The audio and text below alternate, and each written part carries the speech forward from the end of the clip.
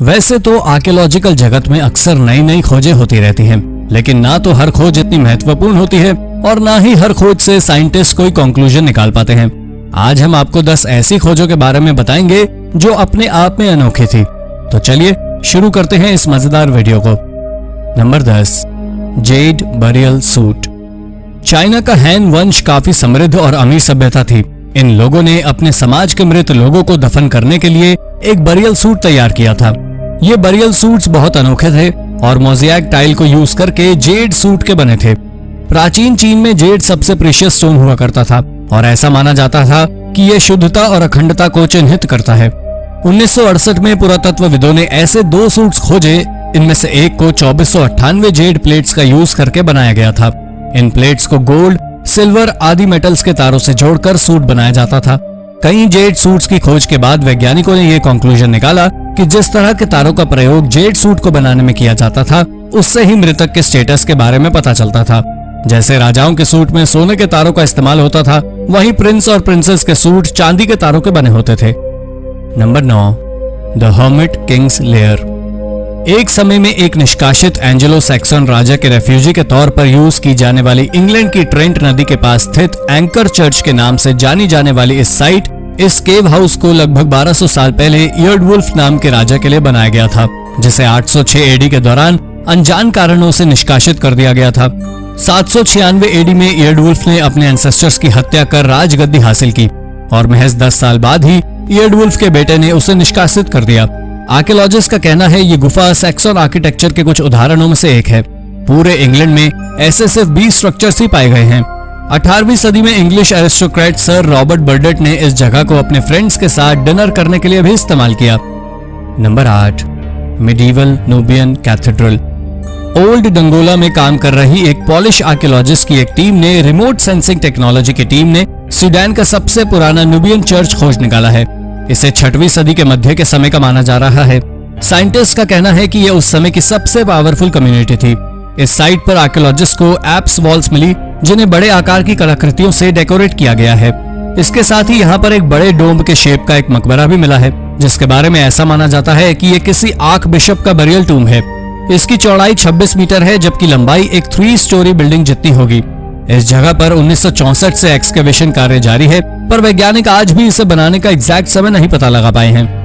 Archaeologist का कहना है कि आने वाले समय में इस जगह से नुबियन कल्चर से जुड़ी कई रोचक तथ्य सामने आ सकते हैं। Number 7, Mediterranean Wales.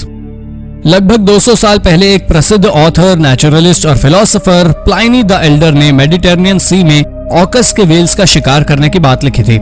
लेकिन साइंटिस्ट को यह बात अजीब लग रही थी कि मेडिटेरेनियन सी में कोई किलर वेल्स थी ही नहीं। यहाँ तक कि किसी ने भी मेडिटेरेनियन में वेल्स की बहुत कम स्पीशीज ही पाई जाती हैं। इसीलिए अब रिसर्चर्स का मानना है कि प्लाइनी डॉल्फिन्स को वेल समझ रहे होंगे। लेकिन हाल ही में हुई एक खोज से प्लाइनी की बात सही साबित होने लगी है। रिसर्च टीम को यहाँ वेल्स की हड्डियां मिली हैं। इस खोज ने सालों से मानी जा रही थ्योरी को बदलकर रख दिया है। Number 6, prehistoric beast. हाल ही में वैज्ञानिकों ने लाखों साल पुराने एक जीव का अवशेष खोज निकाला। ऐसा माना जा रहा है कि ये दुनिया के पहले वर्टिब्रेट्स हैं, जो लगभग 310 मिलियन वर्ष पहले आज के समय में इलिनॉइस की मेजन क्रीक नामक जगह पर इवॉल्व हुए थे। जोमगैंडर बोल्टी नाम से जाना जाने वाला यह जीव सिर्फ 5 सेंटीमीटर लंबा था। इसका शरीर लंबा, लिम्स छोटे और स्कल ब्लंट शेप का होता था। इसके शरीर पर धारियां बनी रहती थी और साइंटिस्ट का मानना था कि ये धारियां डर्ट को रिपेल कर सकती हैं, यानी ये अंडरग्राउंड रहा करते थे और सांपों की तरह रेंगते थे। जे बोल्टी नाम के ये जीव लगभग 251 साल पहले विलुप्त हो गए। एक्सपर्ट्स का कहना है कि ये पहले एमनियोट्स थे, यानी ऐसे जीव जो एम्ब्रॉयस और फ्लूइड वाले एग्स प्रोड्यूस करते थे। ये अवशेष इस बात का सबूत है कि धरती पर एनिमल्स वैज्ञानिकों की कल्पना से बहुत अधिक तेजी से डाइवर्स हुए हैं।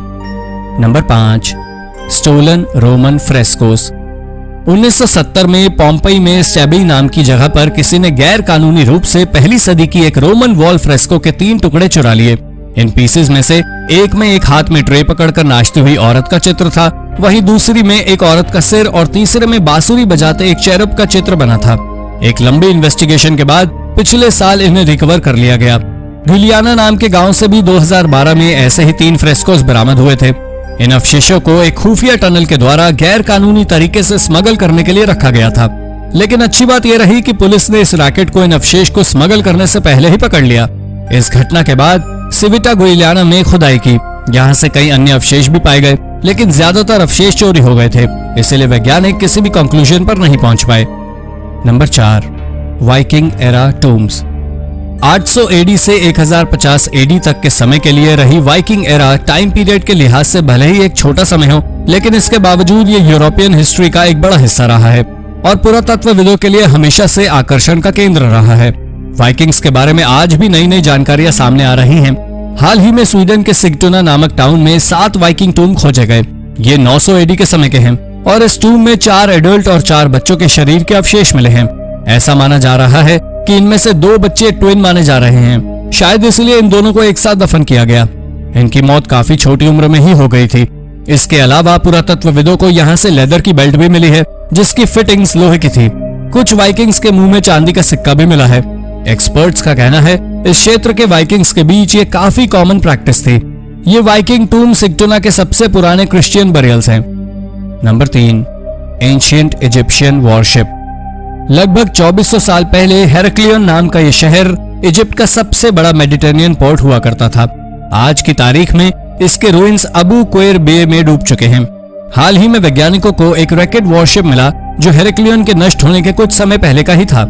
एक टूटे हुए मंदिर के नीचे लगभग मिट्टी के 5 मीटर अंदर दबा हुआ मिला यह शिपरेक इस बात को ध्यान में रखकर बनाया गया था कि यह अच्छी स्पीड गेन कर सके।